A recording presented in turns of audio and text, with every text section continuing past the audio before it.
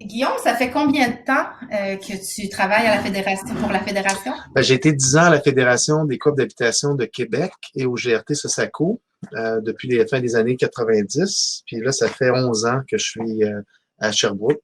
Donc, ça fait 21 ans que je suis pour les coops d'habitation avec grand plaisir. Je considère que c'est une sacrée belle formule où justement on peut s'engager. J'ai vu tellement de gens là, qui partaient de tout horizon là, social, économique, etc. Puis vraiment là, euh, grandir, puis apprendre énormément au sein de la coop. Là. Ça, c'est un beau véhicule. Dans les trois projets que tu nous as présentés par vidéo, ah, on a M. Baudin qui vient de se brancher à nous. Bonjour, M. Baudin. Bonjour. Enchanté de vous avoir parmi nous. Plaisir. Donc, mon nom est Vicky, c'est moi qui va assurer l'animation de la rencontre. On a des gens qui nous posent des questions dans le chat par écrit et c'est Audrey, ma collègue, là, qui va s'assurer là, d'acheminer les questions. Bonjour. Bonjour. Donc, on était en train de se présenter avec Guillaume de l'autre côté. Et j'avais comme question pour Guillaume dans les projets qu'il nous a présentés dans son vidéo. Qu'est-ce qui est, ben, il y a celui du Havre des Pins qui est déjà effectif, là, qui est déjà habité au complet. Qu'est-ce qui te rend le plus fier de ce projet-là? Ben en fait, moi, après une vingtaine d'années au service des coops, j'avais souvent, là, pendant au moins 17-18 ans, à distinguer entre un HLM et une coop. C'est pas la même chose, l'implication qui est demandée, toute la vie, le milieu de vie est différent. Les deux répondent à des besoins qui sont importants, mais c'est vraiment pas la même chose.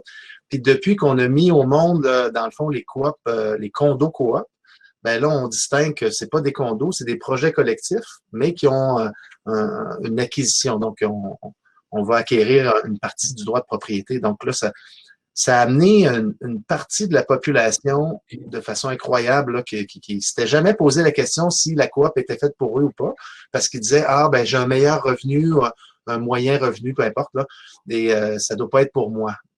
Et quand on a eu un expo Habitat, là, un grand salon de l'habitation, il y avait 134 exposants.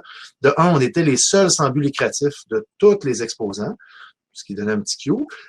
On était le seul projet coopératif et le seul projet où on choisit nos voisins dans le but de les inviter à participer à un projet comme ça, coopératif ou collectif.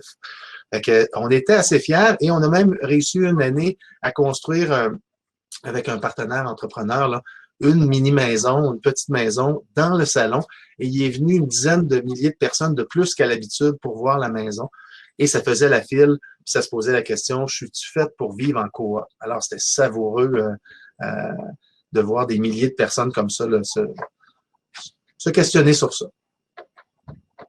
Excellent, merci. Je pense que c'est quelque chose que vous avez en commun dans vos projets, Guillaume et M. Baudin, c'est que c'est des coopératives qui sont accessibles à une diversité de gens, pas nécessairement des personnes là, qui sont dans le besoin, comme c'est ce qu'on avait en tête avant, là, à faible revenu, etc.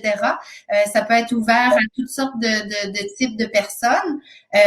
Puis aussi, c'est coopérative de propriétaires. Donc, je pense que ça, c'est un point que vous avez en commun.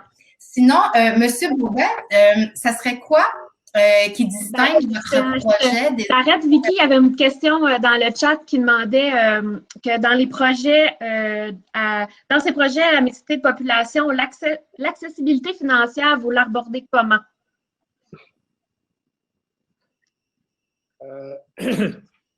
Disons que ça a été une question, un sujet de discussion avec la Société d'habitation du Québec à l'époque. Je parle des années 2005, 2006, 2007. Là. La mixité clientèle, c'était problématique dans le programme d'accès-logis au départ. Mais je pense qu'avec la Confédération, avec le mouvement coopératif dans notre région, les groupes ressources en logement collectif, on a réussi, je pense, en tout cas, je le dis en toute modestie, à convaincre la Société d'habitation du Québec, par le biais de son programme Accès Logis, de faire en sorte que la propriété locative soit accessible à une mixité de clientèle dans le milieu. et qu'on retrouve dans ces immeubles-là une espèce de reflet de la société sociale et économique d'une communauté. Bien d'accord. J'ajouterais à ça, là, pour nous, on trouve que quand on est dans une coop, là, c'est, M. Baudin l'a bien dit, là, c'est comme une micro-société, là. Tu as des gens qui arrivent qui ont toutes sortes de vécus, qui ont des situations économiques qui sont différentes. Fait que cette mixité-là amène une richesse qui est vraiment précieuse. Puis, quand on fait des tâches, on participe au projet collectif, on se dit pas, lui, as-tu une subvention? Moi, j'en ai une, je veux pas que les autres le sachent. C'est pas ça l'important. C'est vraiment le travail collectif, ce qu'on fait ensemble, qui fait vraiment une différence. Puis quand on est assis autour de la table ou dehors en train de ramasser une feuille, il y a vraiment un esprit là qui dépasse le fait de dire que, par exemple, j'ai des moins gros revenus, fait que moi, je reçois une aide du gouvernement et l'autre, non. C'est un élément important pour aider nos familles et nos personnes seules, mais c'est pas ça qui anime la vie en coop. Il faut imaginer aussi que quand je parle du reflet d'une communauté, lorsque dans une coopérative, nous autres, c'est une très petite coopérative, c'est 14 logements. Alors, tu as 14 ménages dont les compétences des locataires sont tellement variées que ça fait un milieu de vie qui est très dynamique et qui est utile aussi à sa communauté. Souvent, nous autres, on est appelés par les organismes de la communauté à rendre des services et je pense que c'est apprécié. Alors, je répète que dans une coopérative, on retrouve le reflet d'une communauté, mais on retrouve aussi des compétences variées qui sont utiles au milieu. Il y a une autre question dans le chat, c'est Mme Lacasse qui demande est-ce possible de préciser le concept de l'usufruit? Oui. Ben, en fait, on va faire un peu de latin rapidement. L'abusus, l'usus et le fructus, là, je simplifie, là, disons mes 3 crayons ici, un peu comme j'ai présenté. L'abusus, c'est la capacité à transformer ton unité, ton bâtiment. L'usus, c'est l'usage que tu en as. Et le fructus, c'est d'avoir les fruits de la revente. Ça va? Si je construis un condo comme promoteur privé et je vous le vends, par exemple à Mme Lacasse, ben, je lui vends les 3 éléments qui forment la propriété ou 100% de la propriété. Ce qu'on est venu faire, c'est la coop est créée sur un terrain qui appartient à une fondation coopérative qu'on a créée également. Donc, la fondation est propriétaire du fonds de terrain. Elle achète le terrain. Elle donne à la coopérative le droit de construire le bâtiment. Quand le bâtiment est construit, disons que M. Baudin dit hey, « je veux aller vivre dans votre coop de propriétaire. » Parfait. Alors, je ne lui vends pas tout le droit de propriété. La coop est propriétaire des 3 et je viens le démembrer et je viens lui vendre l'usufruit. Alors, il y a plein d'avantages qui viennent avec ça, mais grosso modo, au lieu que ce soit un promoteur privé qui quitte quand il a fait ses condos, la coop sert ses membres. Donc, M. Baudin est déjà membre de la coop. Et quand il devient propriétaire, c'est la coop qui lui vend. Quand il veut repartir, ben, il revend à la coop son droit d'usufruit et on le revend à une autre personne, et ainsi de suite. On peut maintenant, de cette façon-là, contrôler les prix de loyer dans le temps. On suit le marché, mais plus bas. Donc, les premiers acheteurs sont 25 environ en bas du prix du marché. Alors, je comprenais qu'en Gaspésie, j'ai lu qu'il y avait 80 qui étaient propriétaires. C'est bien. Et on pense que ces prix-là vont être à la hausse. Puis comment faire pour réussir à avoir accès à la propriété, mais sans tout perdre ou en tout cas se mettre sur la corde raide. Donc, l'idée, c'est qu'à 25 en bas du loyer, ça, on aborde l'accessibilité à la propriété. On le rend plus abordable et on permet aux prochains acheteurs au fil des générations de rester près du marché, mais toujours au moins à peu près à 25 en bas. C'était le principe. Si on prend, par exemple, une coop locative, ce qui est la 98 des coops au Québec, c'est que si je reprends cette notion-là, la coop est propriétaire des 3 et elle va louer l'usus. Donc, tu vas louer l'usage de ton unité. Quand la personne repart, elle finit son bail, on fait un bail avec quelqu'un d'autre, ainsi de suite. Donc, on voulait voir à ce qu'il y ait un certain partage de la plus-value au fil du temps avec les membres, mais ça reste, comme M. Baudin l'expliquait, une vie coopérative très, très dynamique. C'est les mêmes choses, là. Même regroupement, même vision. Et il y a tout un pan de la population, comme je disais tantôt, qui a accès maintenant par ce projet-là, parce qu'ils veulent acquérir quelque chose, mais qui sont très attirés par le fait d'un projet collectif. Et est-ce que cet usufruit-là peut être apparenté au droit d'usage? En fait, si je reprends ça, là, puis mes petits crayons, je les aime bien parce que même devant le ministre à l'époque fédéral, j'avais les mêmes crayons, puis il avait bien compris. Puis je l'avais vu le réexpliquer avec des crayons après.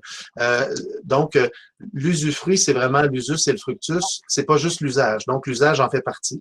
Mais il faut aussi les fruits à la revente. Si vous tapez sur Google le Code civil usufruit, vous allez avoir la définition claire de ce qu'est l'usufruit.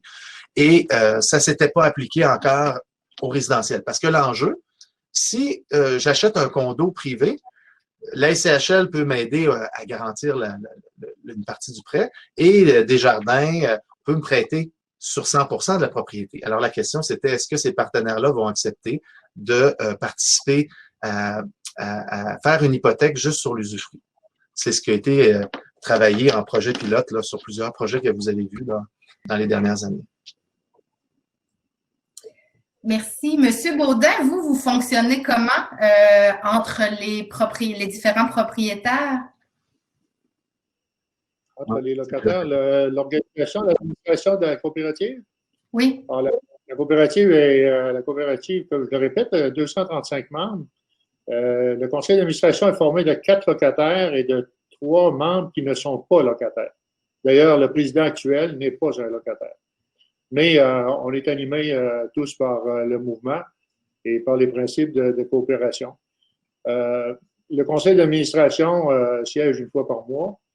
Et il y a également à côté le comité des locataires, l'association des locataires, et elle siège 2 fois par année. L'association des locataires, elle, est plutôt là pour assurer, disons, le renouvellement des mandats des différents comités là, qui s'occupent de la vie associative, l'environnement, la sécurité, etc.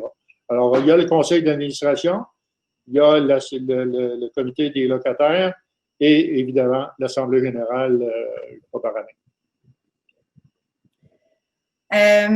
On a une autre question pour M. Baudin de Lénie Lacaze qui se demande comment se déroule la transition entre les locataires, admettons qu'un locataire est plus autonome, vers d'autres formes de logement. Oui, disons qu'avec la collaboration du ministère de la Santé, on a une collaboration qui est très efficace. Il est arrivé peu souvent, mais il est arrivé 2 ou 3 cas, là, où la personne, le locataire devenait moins autonome.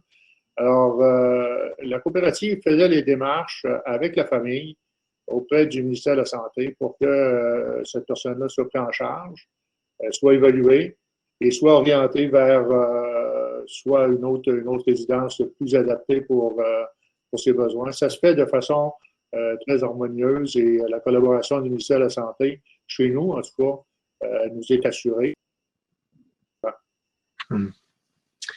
Oui, si vous permettez, j'ajouterais aussi avant la prochaine question, là, dans le fond, si moi je suis souvent les étés à Bonaventure, je connais une partie, disons, de la Gaspésie. Si j'étais en Gaspésie et que je me disais, la coop, c'est-tu pour nous? Ben d'abord, est-ce qu'on veut se mettre ensemble pour se faire un projet, une habitation à notre goût, à notre image? On a des enjeux planétaires. Est-ce qu'on peut faire un projet avec des mesures vertes à l'intérieur? La réponse est oui. La réponse est on peut faire des projets comme ça. Le GRT en accompagne plusieurs en Gaspésie et aux îles.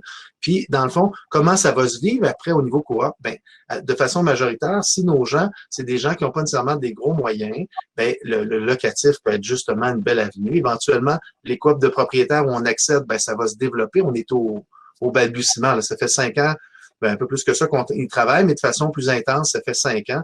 Et là, tous les partenaires sont en train de se concerter pour arriver à un produit qui va pouvoir être déployable un peu partout à travers le Québec.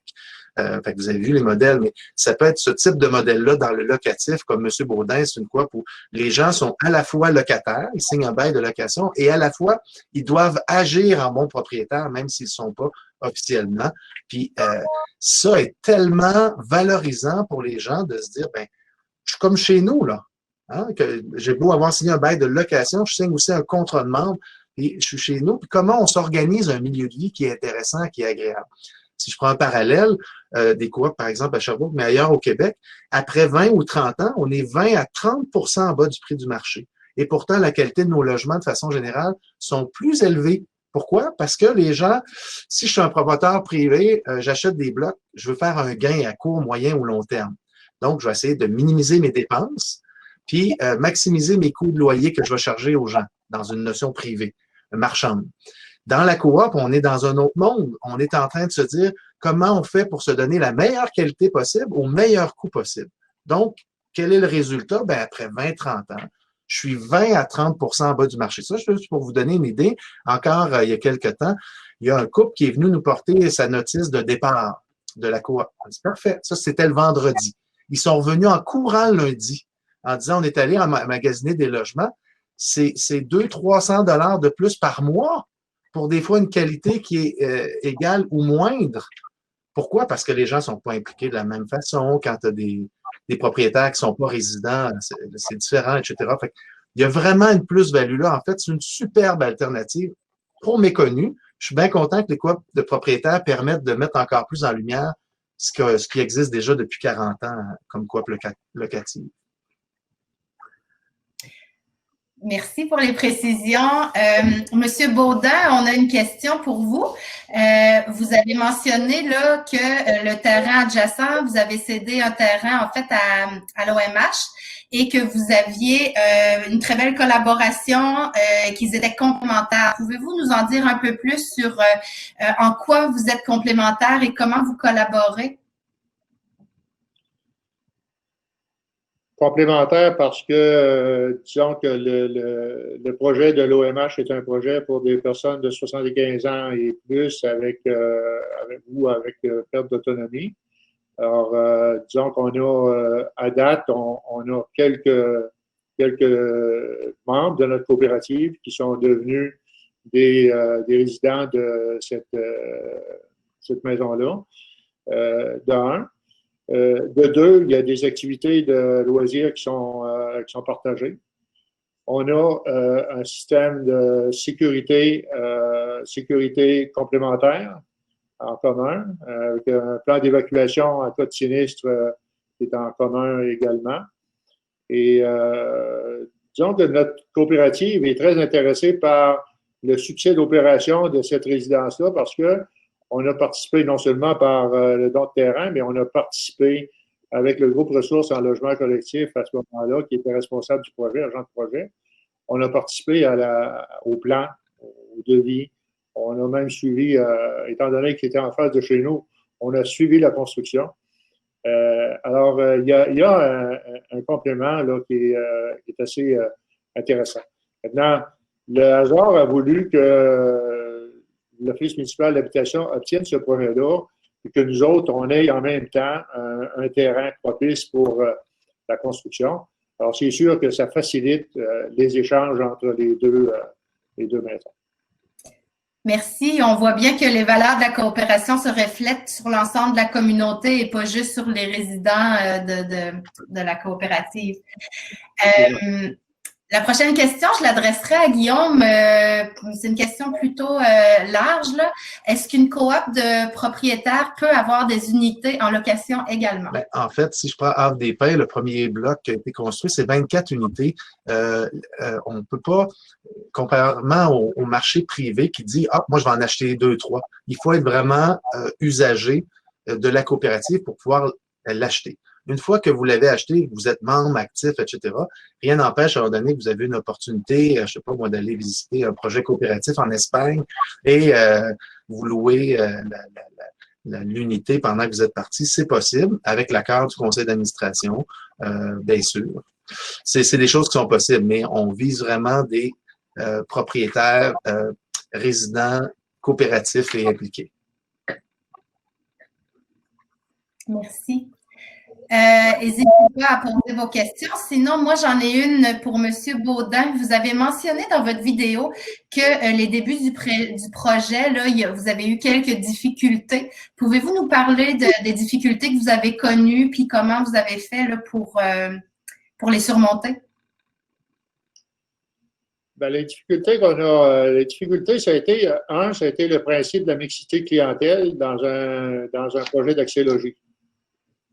Pour les gens d'affaires, les gens qui étaient plus près, disons, du domaine de l'habitation, ça causait problème, particulièrement, disons, pour le congé de taxe qui était accordé, parce qu'on avait l'impression, tu sais, d'avoir, dans le monde des affaires, les propriétaires de logements avaient l'impression que là, ils s'en venaient sur leur terrain un projet largement subventionné, je veux dire en guillemets, là, et qui venait leur faire concurrence.